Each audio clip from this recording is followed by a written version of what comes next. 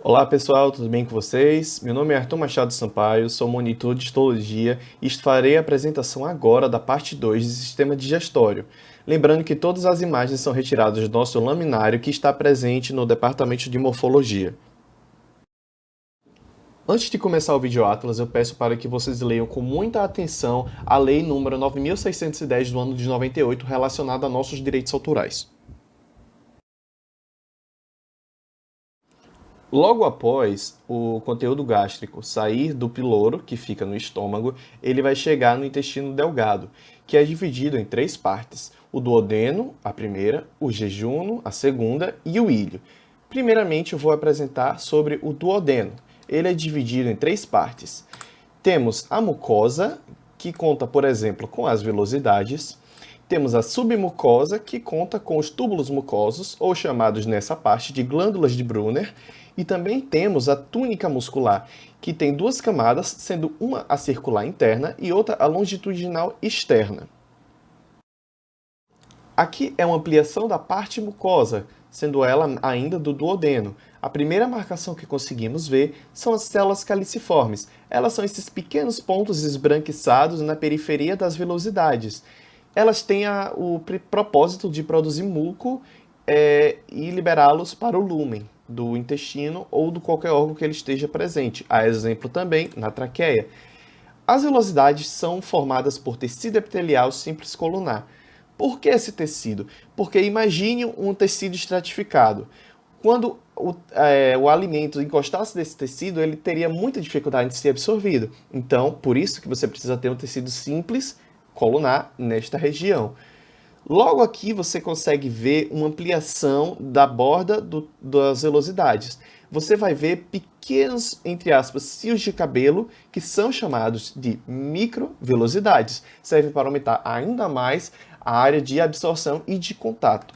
E aqui nessa região marcada, em vermelho no final, é uma projeção da lâmina própria que vai dar origem ao que chamamos de vilosidades. Agora, entre as velocidades, nós temos uma estrutura chamada de criptas de Lieberkühn. À esquerda no slide, vocês estão vendo uma foto que já não tem mais direitos autorais, é de domínio público, por isso que eu consegui colocar nesse slide, que demonstra uma cripta de Lieberkühn. O que são essas criptas? Elas são glândulas tubulares simples encontradas entre as velocidades da parede do intestino delgado e o intestino grosso, e vão secretar diversas enzimas, a exemplo, sucrase, maltase, e como já foi dito, possuem epitélio simples colunar, fazem parte da camada mucosa dos intestinos. Ela possui três tipos de células principais. A célula enteroendócrina, ela vai produzir hormônios que controlam a atividade e regulam o pH do intestino. Células de Panay, que produzem substâncias antimicrobianas que vão matar bactérias e fungos, como lisoenzimas e defensinas. Ela é ativada quando essa célula reconhece algum antígeno ou a própria bactéria. E as células caliciformes, que, como já foram ditas, secretam muco. Aqui temos uma ampliação da parte submucosa do duodeno. E logo de cara nós vemos a presença de glândulas de Brunner ou túbulos mucosos, que eles têm como função secretar muco, no caso as glicoproteínas chamadas mucinas, e além disso, nele está muito presente inervação do sistema nervoso autônomo e também do vascular, já que ele precisa de suprimento e nutrição. Nesta outra imagem, nós conseguimos ver uma área muito maior dessas glândulas de Brunner, também na parte do duodeno. Lembrando que túbulos mucosos vocês só irão ver no duodeno, na parte submucosa dele. Aqui nesse slide nós temos uma ampliação da parte muscular do duodeno. Aqui já conseguimos ver que ela é dividida em duas partes, no caso a túnica muscular é dividida em duas partes, sendo delas uma camada circular interna e outra camada, a longitudinal externa. Nessa imagem aqui do meio, vocês conseguem ver o núcleo dessas células musculares, que são lisas. Você não vai ver aqui presente nessa parte da túnica muscular estriada esquelética ou cardíaca. Nessa outra imagem aqui na direita, vocês estão vendo uma parte mais esbranquiçada, que é chamada plexo mioentérico ou de Auerbach. Ele serve também relacionado ao sistema nervoso autônomo. Saindo do duodeno, agora nós caminhamos para a próxima parte do intestino delgado, o jejuno. Ele também é muito parecido, mas tem suas diferenças. Aqui podemos ver, também temos a camada mucosa, e nela contém diversas vilosidades. Aqui temos bem pequenininha uma camada submucosa, que é de tecido conjuntivo. Também temos, de novo, a túnica muscular com a mesma conformidade, uma longitudinal externa e uma circular interna. Assim como foi feito no duodeno, aqui no jejuno também foi feito um aumento da ampliação. Nós conseguimos ver logo de cara as células caliciformes, que eu já dei as características dela antes. Temos também revestido ainda o tecido epitelial simples colunar. Nessa marcação, estou evidenciando simplesmente uma vilosidade, que, lembre-se, é um prolongamento da lâmina própria. Essa área aqui em azul, vocês podem estar pensando, parece uma glândula de Brunner, mas não é. Essa aqui ainda assim continua sendo diversos aglomerados de tecido epitelial simples colunar. Vocês não vão ter túbulos mucosos ou glândulas de Brunner aqui nessa parte do jejuno, ok? Aqui é uma ampliação de 40 vezes de uma dessas vilosidades do jejuno. Observe bem, nessa primeira marcação em amarelo, esses ovos amarelos, entre aspas, vocês estão vendo de novo as células caliciformes. Uma curiosidade, elas são mal coradas porque essa é uma coloração com eosina e hematoxilina. Ou ele cora o que é ácido ou o que é básico. Como ele está produzindo muco, uma glicoproteína, ela é um caráter mais neutro, então não vai ser corada. Agora, se você quiser ver essa coloração, você terá que usar uma coloração chamada PAS, P-A-S. Próximo, nós temos aqui de novo o prolongamento da lâmina própria, que vai dar essa vilosidade. Aqui nós temos em destaque, nesse retângulo vermelho, diversas células epiteliais colunares. Aqui, se você ver nessa ampliação, esse quadrado, parecendo um losango, aí é uma ampliação de 100 vezes dessa lâmina, e vocês conseguem ver bem melhor do que aquela primeira, as microvelosidades. Aqui está uma colinha para caso vocês precisem. Agora nós conseguimos ver aqui nesse próximo slide a parte submucosa e amuscular do jejuno. Vocês podem ver como essa submucosa é muito menor do que a parte do duodeno. Ela é composta de tecido conjuntivo denso, não modelado, e vai ser bem enervado e com muitos vasos sanguíneos para correr trocas de nutrientes e tirar toxinas, ou seja lá o que estiver lá. Aqui embaixo vocês vão ver de novo duas camadas da túnica muscular, uma interna e outra externa, sendo a interna chamada circular interna e a externa longitudinal externa. Aqui nós temos a camada muscular do jejuno, com suas duas divisões, demarcadas com a linha amarela e preta. E entre elas, nessa marcação azul, nós temos o plexo mioentérico ou de Auerbach, um plexo nervoso que é um agrupamento de corpos celulares de neurônios e células da glia, que estão interconectados. Eles têm uma função autônoma para controlar os movimentos peristálticos. Saindo do jejuno, agora chegamos na parte terminal do intestino delgado, o íleo. Ela também conta com a divisão clássica do intestino delgado, em mucosa, submucosa e muscular. Aqui nessa imagem é uma ampliação do íleo, a parte da mucosa, e também conseguimos ver um pouco aqui embaixo a submucosa. A mucosa nós conseguimos ver diversas vilosidades, ou também os vilos, e nesses vilos estão presentes cada vez mais numerosas as células caliciformes. Vou dar aqui um zoom para a gente ver e olha quantas células caliciformes. Cada espaçozinho vazio aqui é uma célula caliciforme. Aqui nessa ampliação nós conseguimos ver bem melhor a parte da submucosa do íleo. E aqui em cima, se vocês verem direito, vocês conseguem ainda ver as vilosidades da parte mucosa. A parte da submucosa, essa região, vocês estão conseguindo ver bem a lâmina própria aqui.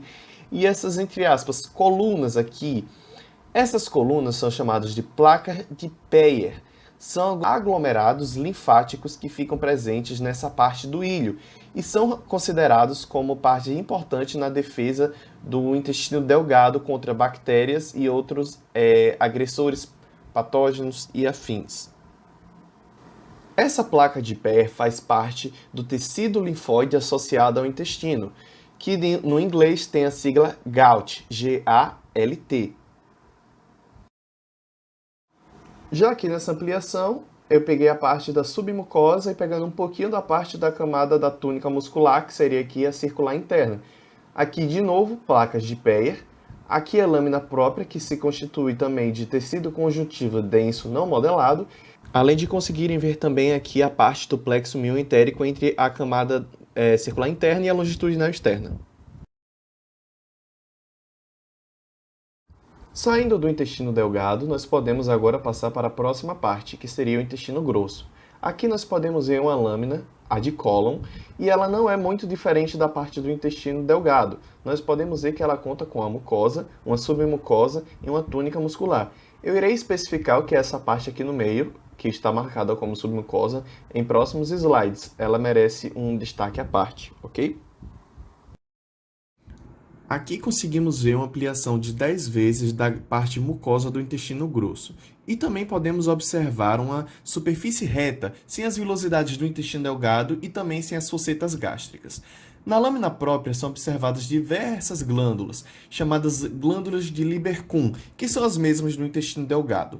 Essas glândulas são formadas por diversas células, e as mais numerosas são as caliciformes, que aparecem brancas.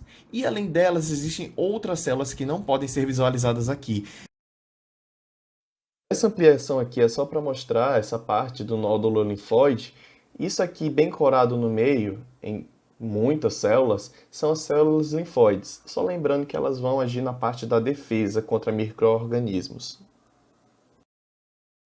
Quem acertar que imagem é essa vai ganhar a coxinha do Moura. Brincadeiras à parte, você já deve saber que é a camada muscular do intestino grosso. Esse colchete preto aqui delimita essa túnica muscular e ela é dividida em camada longitudinal externa, que é esse colchete vermelho, e a camada circular interna, que é esse colchete amarelo. E simplesmente essa linha preta aqui no meio desses dois colchetes que eu mencionei agora por último, é o plexo de Auerbach ou o plexo mioentérico. Aqui temos a imagem de um pâncreas, e é sabido que é uma glândula mista, sendo que a parte exócrina, liberada pelos ácidos serosos, produz um fluido alcalino que contém enzimas digestivas, sendo ativada pelo hormônio colecistoquinina e a secretina. Se lembra que as células intraendócrinas que estão lá nas criptas de Lieberkühn, do intestino delgado, que secretam também essa substância? Também temos a parte da endócrina, que é liberada por partes conhecidas como as ilhotas de Langerhans. Essa parte que parece aqui um círculo mais esbranquiçado, nessas partes aqui que eu estou marcando. Elas secretam 5 tipos de substâncias, então tem 5 tipos de células. As células alfa secretam glucagon, a insulina é secretada pelas células beta, temos as células G, que produzem a gastrina, as células D, da somatostatina, e as células PP, que secretam polipeptídeo pancreático. Para ficar mais fácil, as ilhotas de Langerhans estão marcadas aqui na imagem da esquerda por círculos levemente corados em verde. E na imagem espelho, à direita, vocês podem ver esses círculos mais esbranquiçados. Sim, isso só para ficar mais fácil de entender, ok? Aqui temos a ampliação de 400 vezes do pâncreas. E nessas marcações com círculos amarelos que vocês estão vendo aqui, são aglomerados de ácidos serosos. Não só esses, mas quase tudo que você está vendo aqui nessa imagem são ácidos serosos, exceto essa imagem aqui central, que é um ducto revestido por epitélio simples. Aqui nessa imagem, que é uma ampliação de 400 vezes do pâncreas, na sua grande maioria vocês vão conseguir ver ácidos serosos. Entretanto, nessa marcação aqui do círculo amarelo, vocês estão conseguindo ver que é uma área um pouco mais clara. Sendo assim, isso daqui são as ilhotas de Langerhans. Lembrando que elas são aquelas que têm 5 tipos de células que produzem diferentes tipos de hormônios, entre eles insulina e glucagon. Já no canto esquerdo da imagem, vocês conseguem ver um círculo vermelho. O que é esse círculo vermelho? Isso é simplesmente um ducto. Aqui temos a imagem do fígado, que é a maior glândula do corpo. Ele efetua diversas funções, principalmente as de natureza não glandular.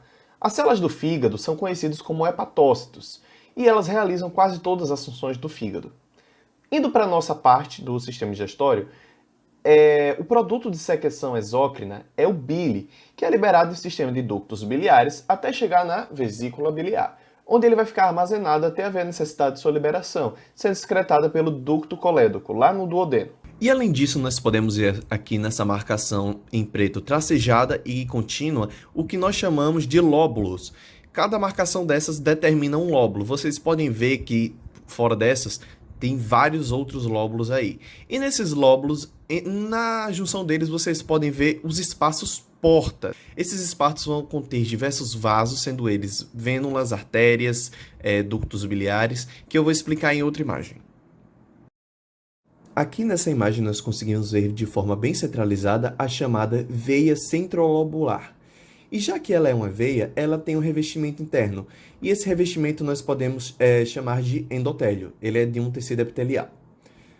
Logo ao redor da veia centrolobular, vocês conseguem ver bem marcado em rosa o que nós chamamos de cordões de hepatócitos. E entre esses cordões de hepatócitos tem esses espaços meio não corados, que nós chamamos de sinusoides. Nessa ampliação, nós temos aqui o que é chamado de espaço porta. Nós conseguimos ver aqui diversos vasos e também ductos, que são os ductos biliares, que eu já tinha mencionado, que é onde a bile vai passar até ser armazenada na vesícula biliar.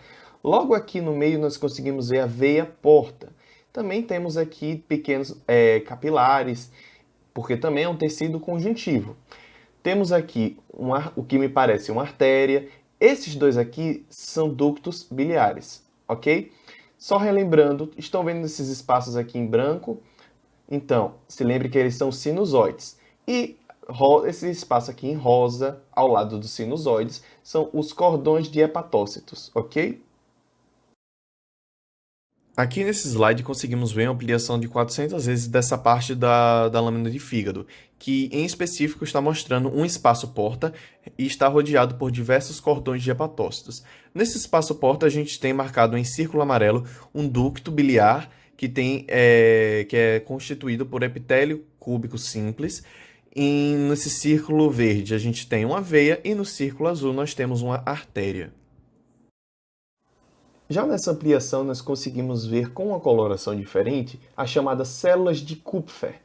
São esses pontos negros aí no meio da imagem. Eles estão muito dispersos e encontrados principalmente nas partes sinusoides do fígado. Eles são especializados na defesa, até porque o fígado, que é fígado, precisa ter também uma defesa, né? Sendo assim, chego ao final da minha apresentação desse vídeo Atlas da segunda parte de sistema digestório. E eu quero lembrar vocês que todas as imagens desse Atlas são de fotomicrografias das lâminas do Laboratório de Análises Morfológicas e Moleculares do Departamento de Morfologia da Universidade Federal de Sergipe.